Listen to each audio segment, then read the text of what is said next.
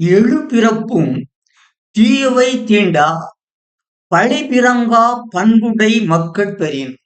எழுபிறப்பும் தீயவை தீண்டா பழிபிறங்கா பண்புடை மக்கட் பெறின்.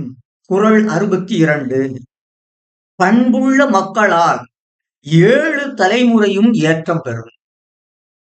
மாசற்ற பண்பு நிறைந்த மக்களை பெற்றால் அப்பெற்றோரின் 7 தலைமுறைகளையும் எந்த துன்பமும் தீண்டாது. அதாவது பெற்றோர் நல்லதையும் கெட்டதையும் நயமுடன் குழந்தைகளுக்கு ஊட்டி பண்பு நிறைந்த குழந்தைகளாக வளர்த்தால் அக்குழந்தைகள் பண்பு நிறைந்த குழந்தைகளாக வாழும். அவர்களது குழந்தைகளை அவர்களும் அப்படியே வளர்ப்பார்கள். அதாவது அறிவியலின்படி ஒருவனின் பண்பானது அவனது 7 தலைமுறைக்கும் கடந்து செல்லும்.